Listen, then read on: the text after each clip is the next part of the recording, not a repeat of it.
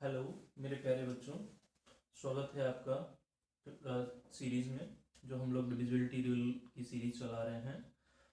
उसमें हम लोगों ने फर्स्ट लेक्चर देख लिया था। उसमें देखा था कि सभी नंबर्स के लिए क्या क्या रूल्स होते हैं, उनको इन शॉर्ट में देखा था कि क्या क्या होता है। अब इस सीरीज़ में हम लोग देखने वाले हैं कि जो है वन बाई वन उनको एक्सप्लेन करेंगे और ये समझेंगे कि ये रूल आया कैसे है, कहाँ से आया है।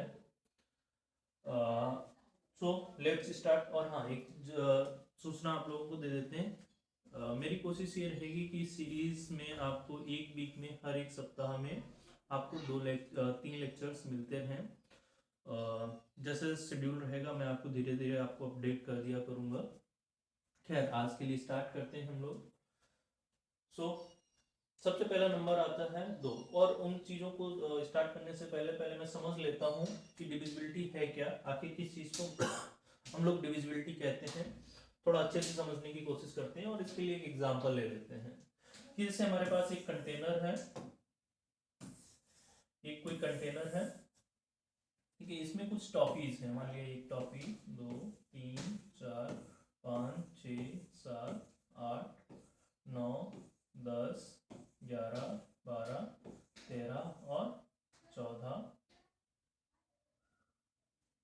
चलो 12 टॉफी ले लेते हैं, या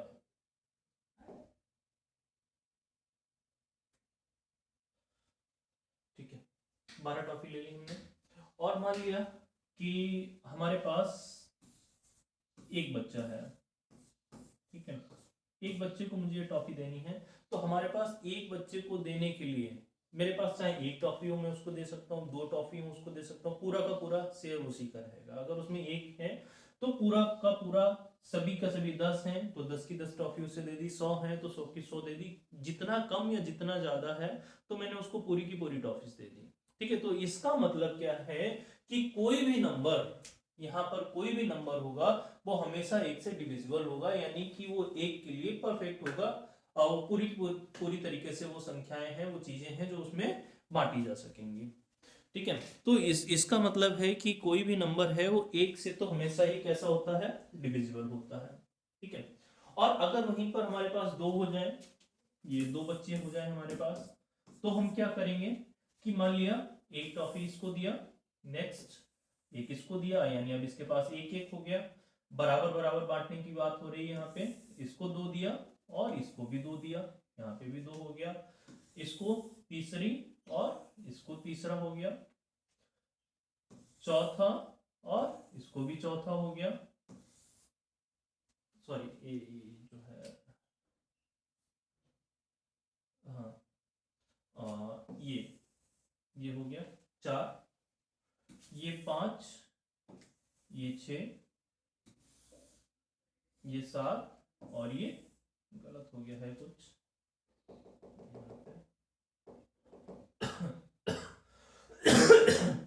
यहाँ पे क्या है, 2 2 टॉफी हो चुका है, 3 3 4 4 5 5 6 और 6।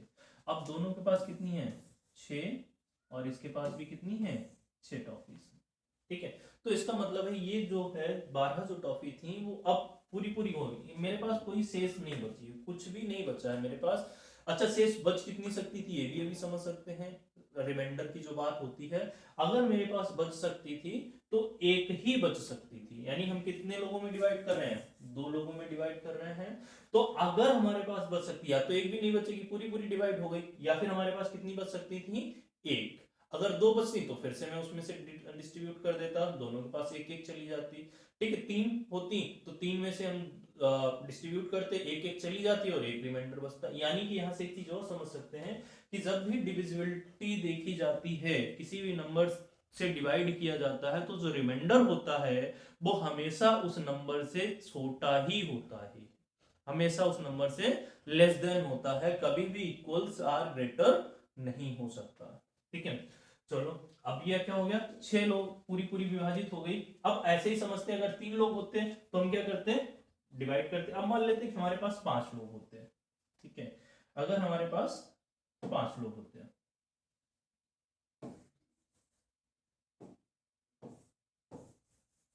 तो क्या किया जाता,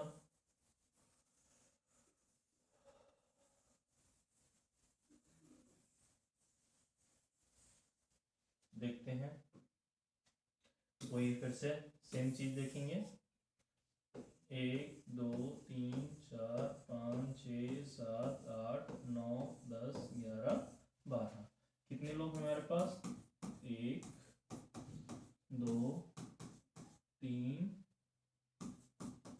4 और 5। ठीक है, तो फर्स्ट इसको दिया, फिर एक इसको, फिर एक इसको, फिर एक इसको, फिर एक इसको। अब सभी के पास एक एक हो चुका है। अभी क्या है, एक एक एक एक और एक, ये हो गया।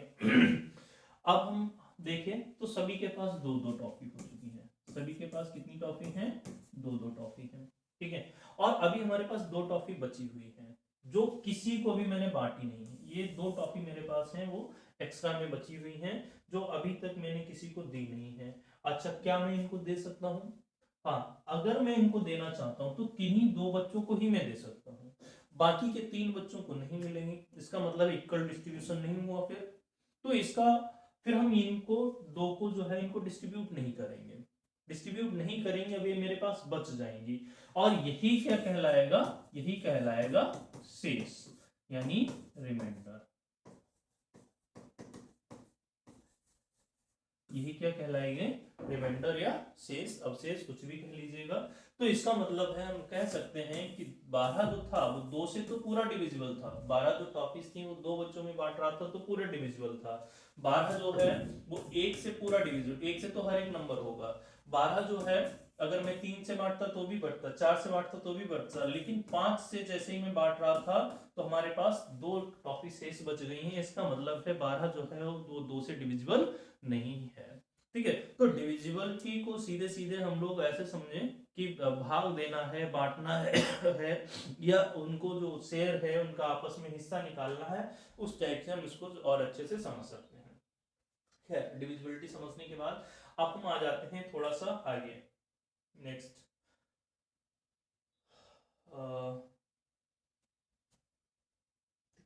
नेक्स्ट जाने से पहले चलो हम लोग समझ तो डिविजिबिलिटी रहे हैं, लेकिन डिविजिबिलिटी समझने के लिए हमें थोड़ा सा योग और मल्टीप्लिकेशन के बारे में पता होना चाहिए, तो हम वो देख लेते हैं। इसके कुछ रूल्स होते हैं, कुछ प्रॉपर्टीज, गुण होते हैं, उन गुणों को देख लेते हैं पहले। तो पहला जो बेसिक सी चीज है वो क्या है,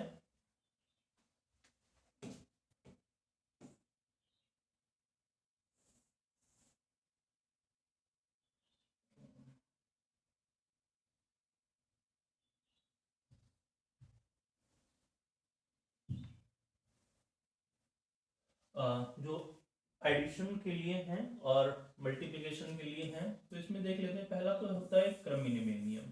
क्रम विनिमय नियम यानी इंग्लिश में इसको कहते हैं कम्यूटेटिव प्रॉपर्टी, क्रम विनिमय नियम। क्रम विनिमय नियम क्या है, योग के लिए भी होता है और मल्टीप्लिकेशन। ये याद रखिए, ये गुण जो हम लोग पढ़ रहे हैं ये योग और मल्टीप्लिकेशन के लिए, मतलब समेशन और मल्टीप्लिकेशन योग और गुणा के लिए पढ़ रहे हैं, ये भाग के लिए नहीं। इनको हम भाग में यूज करेंगे, भाग को भाग भी एक प्रकार का गुणा ही होता है। ठीक है, वो हम लोग समझेंगे कैसे। ठीक है, तो अभी आप फिर से मैं एक बार कह रहा हूं कि ये जो डायरेक्ट जो लॉज हैं वो डायरेक्ट भाग के लिए यूज नहीं होते हैं। ठीक है, लेकिन इनको समझना जरूरी है। तो देखते हैं, पहले योग और गुणा के लिए है ये नियम। तो क्या है ये क्रम विनिमय नियम? क्रम विनिमय नियम का मतलब है कि आप क्रमों को पलट सकते हैं, आगे पीछे कर सकते हैं। जैसे कि मुझे अगर 2 और +3 करना है तो चाहे मैं 2 में 3 जोड़ूं या मैं 3 में 2 जोड़ूं, बात सेम ही आएगी। सेम चीज मल्टीप्लिकेशन के लिए होता है कि 2 में 3 का गुणा करूं या 3 में 2 का गुणा करूं, आंसर सेम ही आएगा। ठीक है, डिवीजन के लिए फिर से मैं बता दूं, ऐसा नहीं कह सकते कि 3 में 2 का डिवाइड करूं और जो है 2 में 3 का डिवाइड करूं आंसर सेम हो, ये सेम नहीं होगा। ठीक है, कुछ विशेष नंबर्स के लिए हो भी सकता है, जैसे दोनों जगह नंबर 1 1 ले लिया जाए तो आंसर 1 ही होगा कि 1 में 1 से डिवाइड किया, या कुछ ऐसी नंबर्स हैं। लेकिन फिलहाल ये चीज नहीं होगी। ठीक है ये, लेकिन समझते हैं अभी हम काहे की बात कर रहे हैं, योग और गुणा के लिए। तो क्रम विनिमय नियम किस पे लागू होता है, योगफल पे होता है और गुणनफल पे होता है। दूसरा आता है सहचर्य नियम, इसको कहते हैं एसोसिएटिव प्रॉपर्टी। क्रम विनिमय नियम, एसोसिएटिव प्रॉपर्टी। एसोसिएटिव प्रॉपर्टी क्या होता है कि अगर मेरे पास नंबर है 3, 2 है, 3 है और 4 है, 2 है, 3 है और 4 है, तो क्या हो सकता है कि मैं 2 और 3 का सम कर लूं, फिर 4 को सम करूं।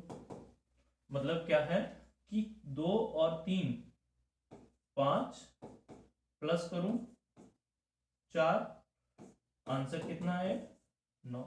या फिर मैं क्या करूं 2 + 3 + 4 कर लूं, यानी 2 + 4 3 7, तब भी आंसर कितना आएगा 9। ये हो सकता है, ठीक है। और सेम चीज ही गुणा के लिए है। गुणा के लिए भी क्या है, एक बार मैं बता देता हूं।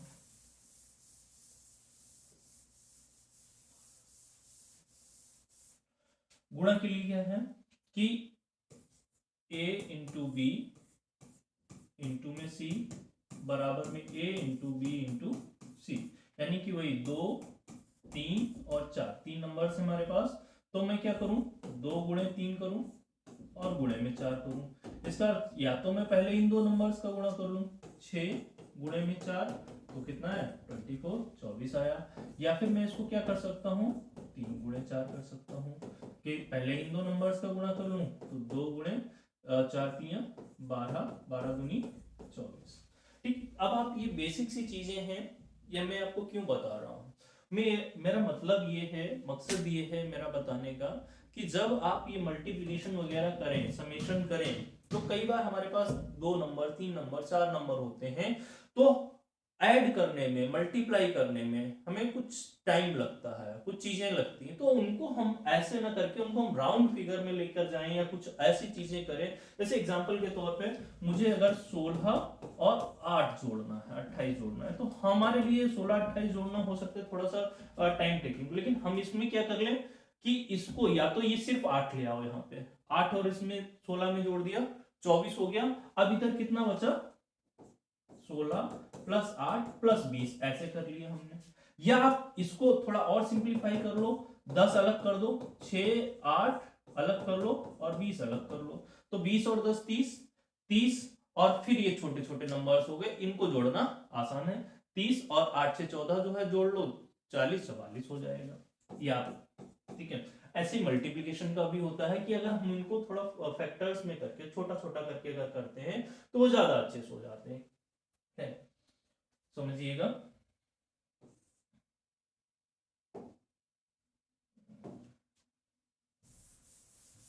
अब इसके आगे जो कुछ लॉज हैं उन पे भी चल लेते हैं, हम लोग बात करते हैं।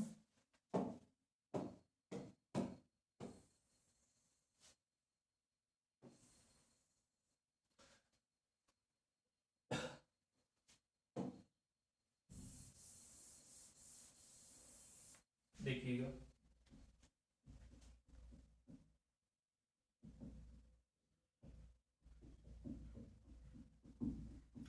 अभी इसमें अगला तीसरा नियम क्या है, डिस्ट्रीब्यूटिव प्रॉपर्टी।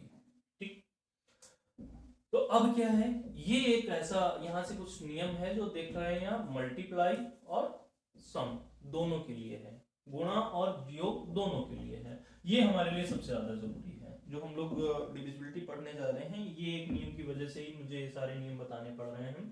तो इसमें क्या है कि अगर वही 2 3 और 4 ये ऐसे करके नंबर लिखे हैं हमारे पास, तो अब हम क्या कर सकते हैं कि या तो इन दोनों को डिफरेंट अलग अलग मल्टीप्लाई कर लो,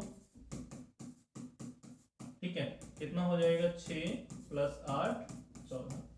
या फिर हम क्या कर लें कि 4 और 3 7, ठीक है, ये हो जाएगा चौथा। तो ये चीज सेम ही रहेगी, डिफरेंट डिफरेंट तरीके से करें, यानी इसको हम क्या कहते हैं वितरण नियम, डिस्ट्रीब्यूटिव प्रॉपर्टी कहते हैं। अब आइडेंटिटी प्रॉपर्टी आती है। आइडेंटिटी प्रॉपर्टी, आइडेंटिटी का मतलब होता है जो चेंज ना हो, ठीक है। तो आइडेंटिटी आइडेंटिटी और मल्टीप्लिकेटिव आइडेंटिटी यानी योज्य तत्समक और गुणात्मक तत्समक दो अलग अलग होते हैं। ऐसी नंबर्स, ऐसी संख्याएं जिनको किसी संख्या में जोड़ देने पर वो संख्या पहले की तरह ही रहे, तो वो क्या कहलाता है, आइडेंटिटी नंबर कहलाता है या तत्समक कहलाता है। तो ऐसा कौन सी संख्या होगी जिसको हम वापस में जोड़ दें, किसी संख्या के साथ जोड़ दें तो नंबर में कोई डिफरेंस ही ना आए, ठीक है, कोई अंतर ही ना आए, तो क्या होता है, वो होता है जीरो। तो ये यूनिवर्सल है कि अगर आप योज्य तत्समक की बात करेंगे तो उसमें कितना होगा, जीरो। जीरो को आप किसी भी नंबर में जोड़ेंगे तो उसका आंसर वही सेम नंबर ही रहता है। तो इसको हम लोग कहते हैं आइडेंटिटी या योज्य तत्समक कहते हैं। अच्छा, गुणात्मक तत्समक के लिए क्या है, एक ऐसा नंबर जिससे किसी भी नंबर को मल्टीप्लाई कर दिया जाए, ठीक है, किसी भी नंबर को मल्टीप्लाई कर दिया जाए, नंबर वही सेम का सेम रहे, ठीक है, कोई अंतर ही ना आए, तो इसके लिए क्या होता है, एक होता है। तो एक से अगर आप किसी भी नंबर में आप मल्टीप्लाई करते हैं तो आंसर वही सेम रहता है। अच्छा, इनमें भी थोड़ा सा एक्सेप्शंस होते हैं, तो मैं वो भी बता दे रहा हूं कि जीरो मल्टीप्लाई, मतलब ऐसा नहीं कहेंगे आप कि जो जीरो है, जीरो और इन्फिनिटी दो नंबर्स हैं। ये एक्चुअल में इन पे बड़ा थोड़ा सा डिस्कशन चाहिए होता है। इनको जनरल वेज में हम लोग जीरो को जीरो ही ऐसे मान के चलते हैं कि जीरो का मतलब कुछ भी नहीं और इन्फिनिटी का मतलब बहुत बहुत ज्यादा बड़ा, ठीक है, बहुत बहुत ज्यादा बड़ा। लेकिन यहाँ पे अगर हम जीरो में जो है जीरो जोड़ेंगे तो भी जीरो आएगा, जीरो में आइडेंटिटी ये इन्फिनिटी जोड़ेंगे तो भी जीरो आएगा, वन से मल्टीप्लाई करेंगे, ठीक है, तो जीरो आएगा। और यहाँ पे भी ये ऐसे कह सकते हैं कि वन से इन्फिनिटी को करेंगे, थोड़ी देर के लिए आप वैसे मान लो तो इन्फिनिटी ही आ जाएगा, कुछ भी डिफरेंस नहीं आएगा। प्रतिलोम आ जाता है। प्रतिलोम का मतलब होता है कि एक ऐसा नंबर जो अगर हम योगफल की बात करेंगे तो उस नंबर में जोड़ देने पर आइडेंटिटी मिल जाए। आइडेंटिटी यानी योज्य के लिए कितनी है आइडेंटिटी, जीरो। तो किसी भी नंबर में कुछ ऐसी संख्या जोड़ दें, जैसे 5 है तो 5 में क्या जोड़ दें कि आंसर कितना हो जाए, जीरो हो जाए। तो इसमें क्या हो जाएगा, -5 हो जाएगा। कितना हो जाएगा, माइनस में 5। और ऐसे ही अगर 5 है, 5 में मैं कितनी चीज का गुणा कर दूं कि आंसर 1 हो जाए, तो क्या हो जाएगा, 1/5। तो जो गुणात्मक प्रतिलोम होता है वो उसी भी संख्या का क्या होता है, अपॉन में होता है, ठीक है। और योज्य में जो होता है वो उसी भी संख्या का क्या होता है, माइनस में होता है। चलो अब हम लोग आगे बढ़ते हैं, एक चीज और समझ लेते हैं हम लोग। यहां पे समझना है प्लेस वैल्यू, स्थानीय मान, स्थानीय मान, ठीक है। ये बड़ा बेसिक सी चीज है और सारी चीजें ही बेसिक हैं जो हम लोगों ने बचपन में पढ़ी है बस। लेकिन उस समय हमारा माइंडसेट ये होता था कि क्वेश्चन को सॉल्व करना आना चाहिए, क्वेश्चन कैसे लगता है, स्थानीय मान है या ये सब चीजें पढ़ी। जो अभी मैं आपको रूल समझा रहा था, ये सारे रूल्स पढ़े हुए हैं, पर उनको अप्लाई करना ठीक से हमने कभी नहीं सीखा। उनको एज ए जो है ऐसे सोचा पढ़ा या पढ़ाया गया हमें स्कूलों में कि पढ़ो और अभी के लिए काम खत्म, कि हाँ ये चीज है, इसको हम यूज करते हैं और सवाल लगाते हैं। उसको हम लोगों ने आज के समय में डेली लाइफ में यूज कर नहीं पा रहे हैं, उनको उनको भूल चुके हैं या फिर ध्यान नहीं दिया है। चलो देखते हैं स्थानीय मान या प्लेस वैल्यू। तो प्लेस वैल्यू क्या होता है कि कोई भी नंबर है, मान लिया ABCD है, ठीक है, तो ये क्या हो गया, यूनिट डिजिट हो गया, ये टेंस हो गया, मतलब इकाई का अंक, दहाई का अंक, सैकड़े का अंक और हजार का अंक। ठीक, ऐसे ही आगे बढ़ते चले जाएगा, लाख का अंक आएगा, 10 लाख आएगा, करोड़ आएगा, 10 करोड़ आएगा, इसी तरीके से आगे चलता चला जाता है।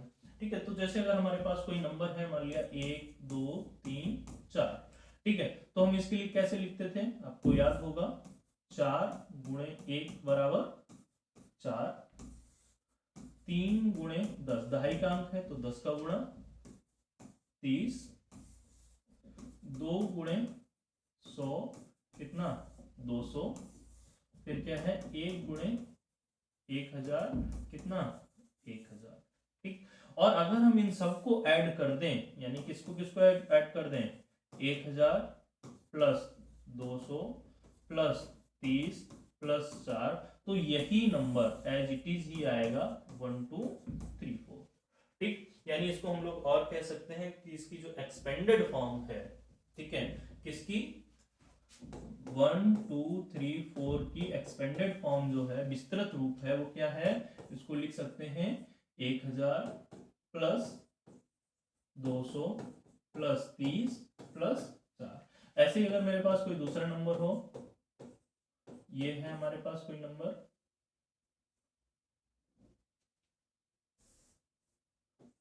या चलो और बढ़ा लिया, तो इसका एक्सपेंडेड फॉर्म क्या हो जाएगा, इसका हो जाएगा 50,000 प्लस 6,780 और 9। ठीक है, तो इस तरीके से हम इनको नंबर्स लिख सकते हैं। इनका यूज क्या है ये मैं आपको क्यों बता रहा हूँ, अभी जैसे ही मैं पहला रूल देखूंगा, एक्सप्लेन करूंगा कि नंबर 2 के लिए क्या होता है, 2 से डिविजिबिलिटी रूल क्या है, तो आप खुद से समझ जाएंगे। ठीक है, एक चीज और भी यहीं पे मैं बता दूं कि चलो जैसे हमने ये देखा था डिस्ट्रीब्यूटिव प्रॉपर्टी के लिए, देखा था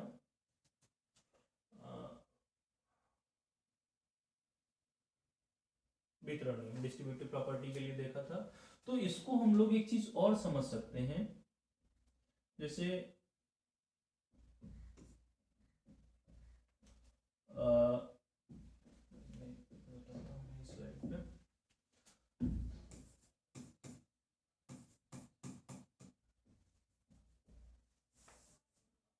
ये, ठीक, अब यहाँ पर मैं 2 ना लिख के क्या लिख के ले रहा हूँ 1/2, तो है क्या, ये भी तो एक प्रकार का मल्टीप्लिकेशन ही है, यानी इसको मैं ऐसे भी लिख सकता हूँ,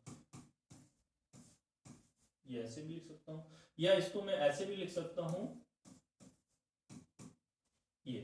ठीक है, 10 में 2 से भाग देना है। ठीक है, तो मैं कैसे कैसे लिख सकता हूँ कि 10 में 2 से भाग देना, यानी 10 को मैंने लिख लिया 4 + 6, 6 और 4 10 होता है, लिख सकते हैं। अपॉन में 2 से भाग देना है, फिर मैं इसको डिस्ट्रीब्यूटिव वाली जो प्रॉपर्टी है उसका यूज करके 1/2 का मल्टीप्लाई, यहाँ मैं क्या कहूंगा 2 का मल्टीप्लाई नहीं कर रहा हूँ, मैं किसका मल्टीप्लाई कर रहा हूँ 1/2 का, हाफ का मल्टीप्लाई कर रहा हूँ, किसमें 4 + 6 में।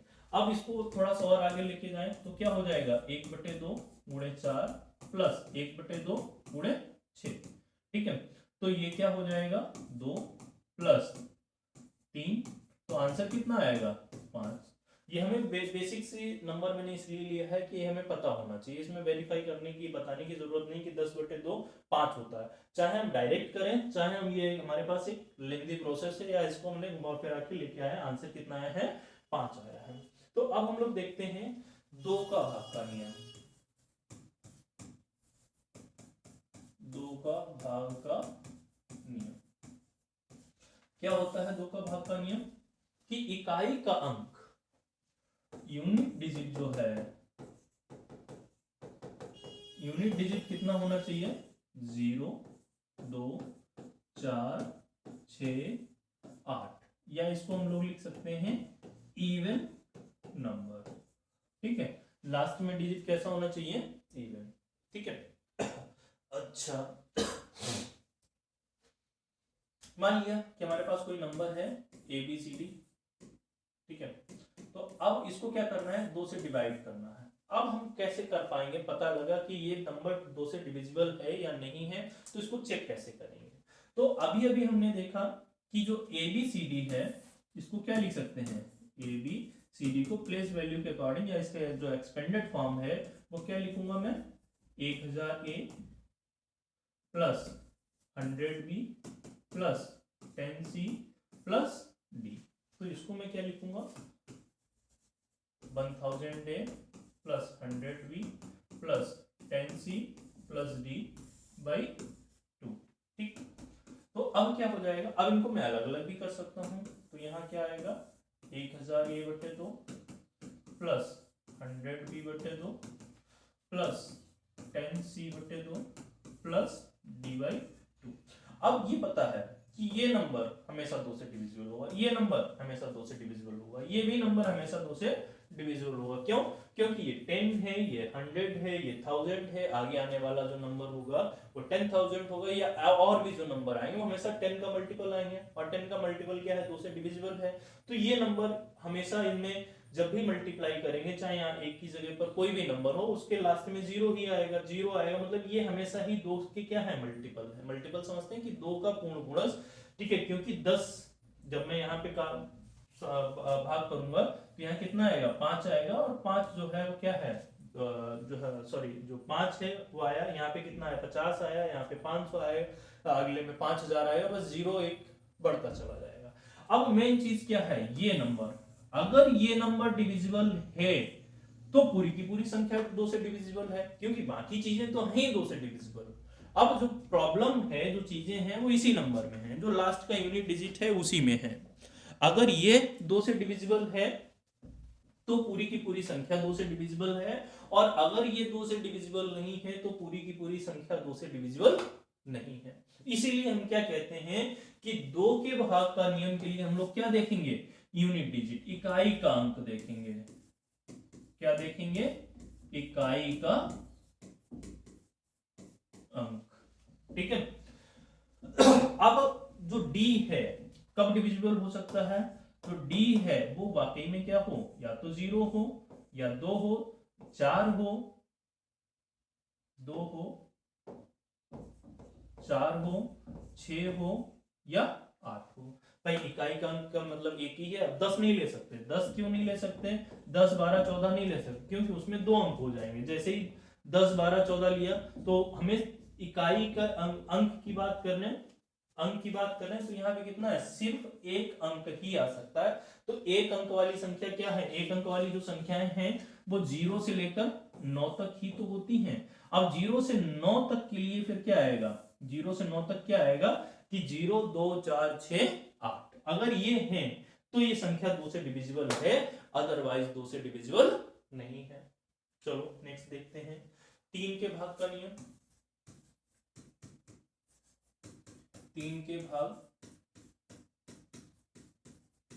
का नियम, 3 के लिए क्या देखा था हम लोगों ने, ठीक है, सम ऑफ ऑल डिजिट्स, ठीक है, यानी कि जो अंक हैं उनके सभी योगफल, ठीक है, अंकों का योगफल। क्या लिखूंगा, अंकों का योगफल, अंकों का योगफल। फिर से नंबर ले लेते हैं, हम कंसीडर कर लेते हैं कि वही नंबर हमारे पास है ए बी सी डी, ठीक है। ऐसा नंबर ले रहे हैं, बार बार मैं चाहूं तो संख्याएं भी ले सकता हूं कि 5, 6, 7, 8। तो उसमें क्या है कि आप सोचोगे कि नहीं ये संख्या इसके लिए तो ठीक है, क्या दूसरी संख्या के लिए ठीक हो, क्या तीसरी संख्या के लिए ठीक हो। अब यहाँ पर ए बी सी डी 4 अंकों की संख्या लिया, 5 की लो, 6 की लो, ठीक है, ई जोड़ लिया, एफ जोड़ लिया, और इन A B C D E F E जो भी हैं इनकी जगह पे आपकी जो मर्जी हो वो संख्या लो। आप ए की जगह 1 लेना चाहो 1 लो, बी की जगह 6 लेना चाहो 6 लो, सी की जगह 3 लेना चाहो 3 लो, डी की जगह 4 लेना चाहो, जो मर्जी है। ये एक जनरल फॉर्म हो रहा है, ये सभी के लिए वेरीफाई होगा, सभी के लिए वैलिड होगा। तो देखते हैं इसमें क्या है, इसका एक्सपेंडेड फॉर्म क्या है। हम कहे कि क्या चीज चेक कर रहे हैं, 3 से डिविजिबिलिटी के लिए, ठीक है। तो इसके लिए क्या हो जाएगा, 10,000 A plus 1000 B, 1000 B plus 100 C plus 10 D plus E। किससे, 3 से चेक करना है। अब देखिएगा, अब हम यहाँ पे थोड़ी सी चालाकी दिखाएंगे। चालाकी क्या है, इस नंबर को हम क्या लिख सकते हैं, 10,000 है तो 9,000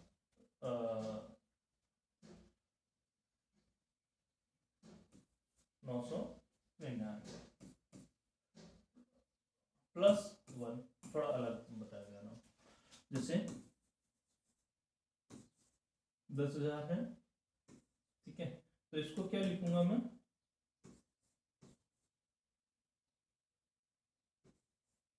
999, 1000 प्लस 1, ये इस तरीके से लिखूंगा, ठीक है, या हाँ ठीक है, समझ जाएंगे आप लोग।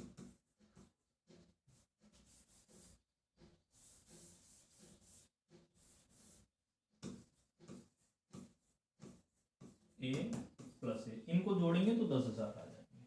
तो यहाँ पे मैं इस तरीके से लिख लिया। इसको क्या लिख सकता हूँ, इसको लिख सकता हूँ 999 प्लस 1 टी। इसको क्या लिख सकता हूँ 99 प्लस 1 सी। इसको क्या लिख सकता हूँ 9 प्लस 1 डी प्लस ई। ठीक है, अपॉन में क्या करना है, डिवाइड करना है 3 से।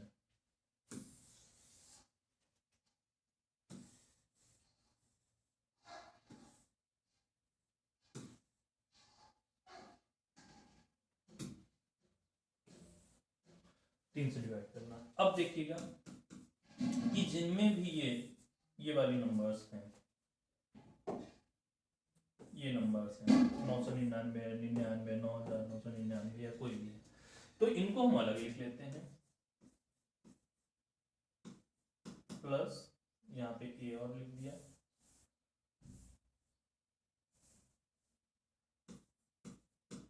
Plus 999 B plus 99 C plus 9 B, ये अलग लिख लिया। प्लस यहाँ क्या बचा ए, यहाँ क्या बचा बी, यहाँ क्या बचा सी, यहाँ क्या बचा डी, यहाँ क्या बचा ई, अपॉन में 3 लिख दिया। ठीक, देखो 9,999 प्लस ए तो 10,000 हो जाएगा। ठीक, 999 प्लस बी ये हो जाएगा 1,000 हो जाएगा। सी 99 और 100 हो जाएगा। डी 10 हो जाएगा और ई मिला करके ई यहाँ पे है, यहाँ पे है नहीं तो ई आ जाएगा। और इसको हम ये चीज लिख सकते हैं। अब अगर हम अलग अलग कर लें इसको, ठीक, तो ये क्या हो जाएगा,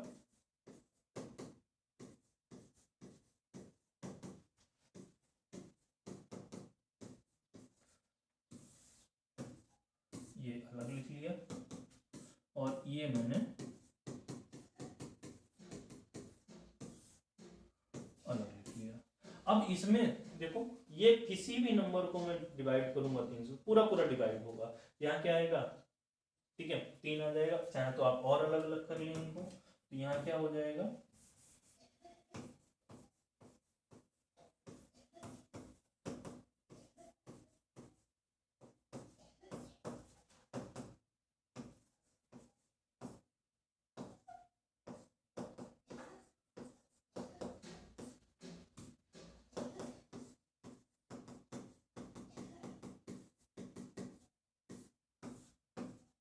ठीक है।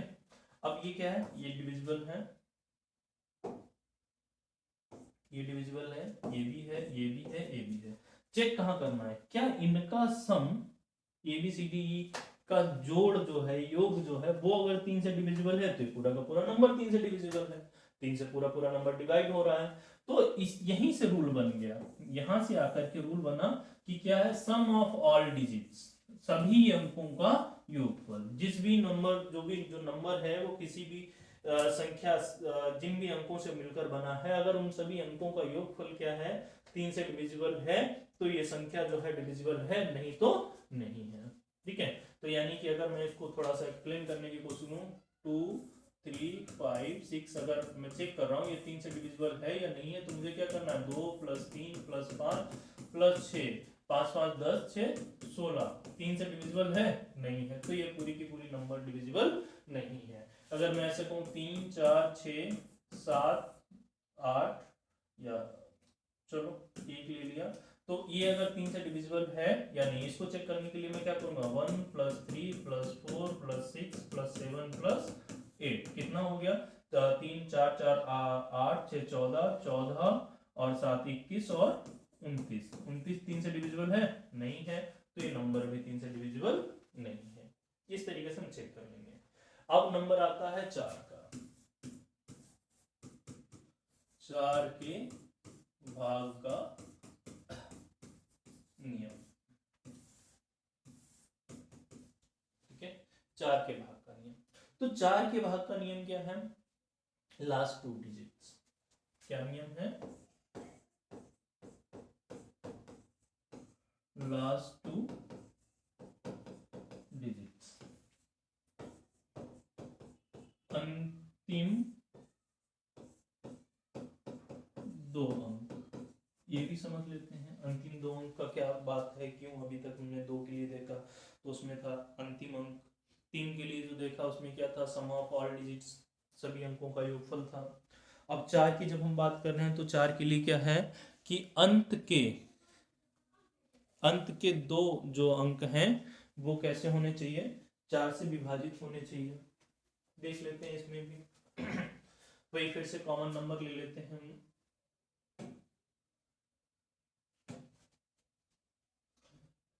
ए बी सी डी किससे चेक कर रहे हैं, 4 से। इसका एक्सपेंडेड फॉर्म क्या हो जाएगा, 1000 A plus 100 B plus 10 C plus D divisible by 4, ये चेक करना है। इनको अलग अलग करके देखें अगर हम लोग तो क्या हो जाएगा, 1000 ए प्लस 100 बी को अलग कर लिया, लास्ट के 2 चीजों को अलग कर लिया। ठीक है, अब देखिएगा ये जब इसको भी थोड़ा अलग करेंगे अगर हम,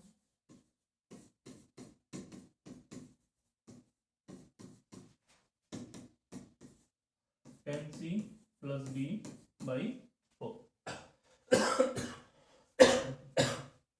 माफी चाहते हैं तबियत ठीक नहीं है। अगर ये देखो ये 4 से पूरा पूरा विभाजित होगा, ये संख्या भी क्या होगी 4 से पूरी पूरी विभाजित होगी, 25 चौको 100, यहाँ क्या हो जाए 250 को 1000।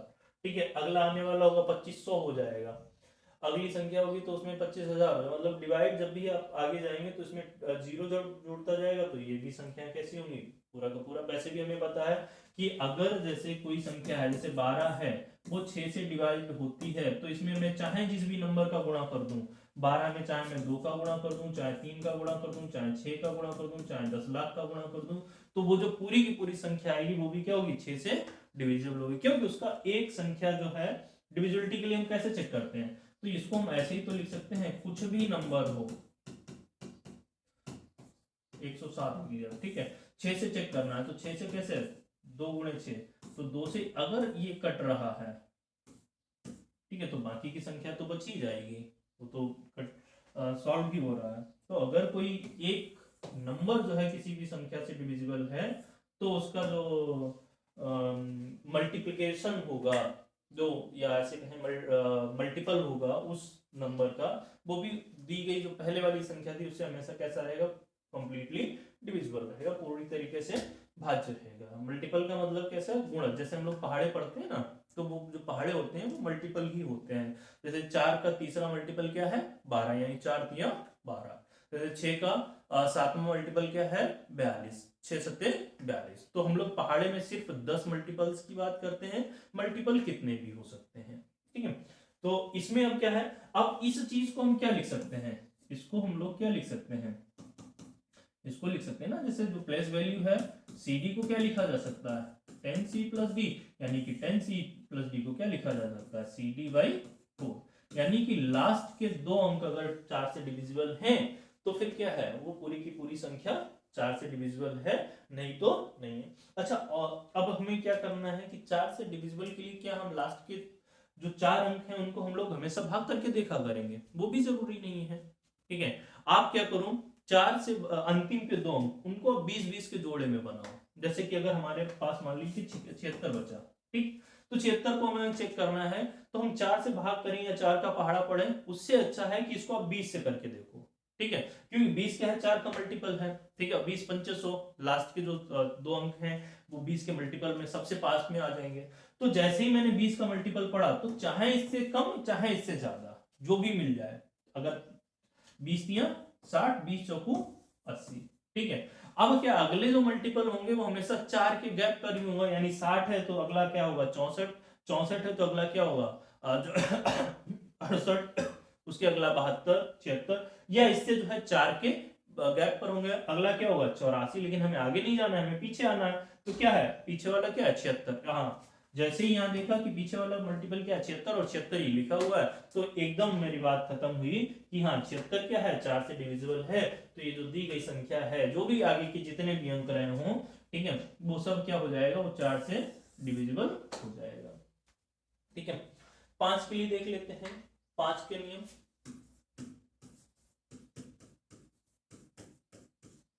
5 के लिए भाग का नियम, तो 5 के लिए भाग का नियम क्या है?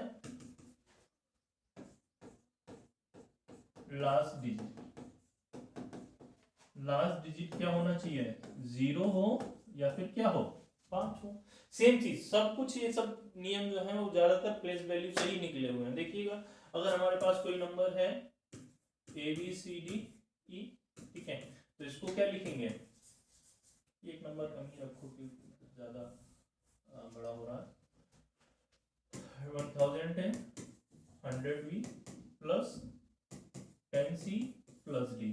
क्या से चेक करना है? 5 से चेक करना है। डिविजिबिलिटी क्या चेक करनी है? 5 से। तो अब हम देखेंगे, तो 1000 A/5 plus 100V/5 plus 10C/5 plus D/5।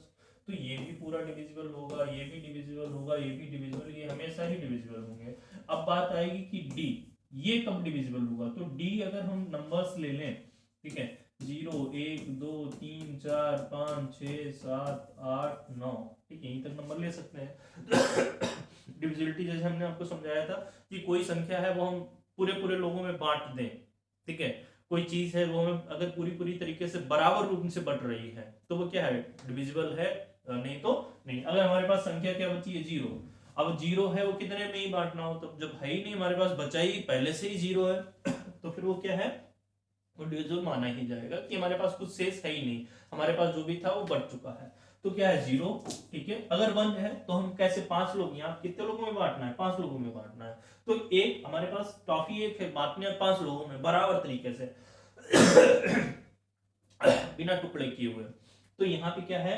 वो हम बांटेंगे ही नहीं, यानी कि वो मेरे पास शेष बच गया। 2 है तो वो भी क्या होगा? शेष बचा रहेगा। 3 है तो भी नहीं शेष। अब हाँ, 5 हुआ तो हम क्या करेंगे? सबको एक एक दे देंगे। इसका मतलब 5 क्या है? डिविजिबल। 6 7 8 ये कुछ भी है तो इन पे हम नहीं करेंगे। इसका मतलब है कि लास्ट डिजिट जो है वो क्या होना चाहिए? 0 या फिर 5 होना चाहिए, ठीक है। सो 5 तक हो गया है। 6 7 8 अभी बचे हुए हैं, आगे भी बचे हैं। वैसे मैंने सोचा था इसको 1 शॉट में ही कंप्लीट करूंगा, पर क्लास थोड़ा सा ज़्यादा ही लेंथी हो जाएगा, तो आज के लिए इतना ही रखेंगे। 5 तक का आप समझिएगा, और इनको आप थोड़ा सा चाहो तो अभी से अप्लाई करना। अगर आपके पास सीधे फॉर्मूला या फिर आप इनको चेक करने चाह रहे हैं, कुछ नंबर्स हैं, कुछ क्वेश्चंस हैं जिनमें सीधे सीधे पूछा जा रहा है कि ये नंबर डिविजिबल है या नहीं है, तो आप वहाँ पे अप्लाई कर सकते हैं, चेक कर सकते हैं कि आपको कैसा समझ में आ रहा है। अदरवाइज जब हमारा ये पूरा कंप्लीट होगा डिविजिबिलिटी रूल्स, फिर हम इनके लिए प्रैक्टिस भी करेंगे, कुछ क्वेश्चंस भी सॉल्व करेंगे, ठीक है, और देखेंगे कि इनको अप्लाई कहाँ करना है। सबसे ज्यादा जरूरी चीज होती है, हम पढ़ तो लेते हैं और पढ़ने के बाद उनको अप्लाई करना नहीं समझ पाते हैं, तो ये ज्यादा जरूरी है अप्लाई करना, कि इनको कहाँ से समझा जाए, कैसे अप्लाई किया जाए। तो क्या ये चीजें आप बने रहेंगे साथ में तो ये चीजें बड़ी आसान हो जाती हैं, ठीक है। ओके, आज के लिए इतना ही। थैंक यू, धन्यवाद।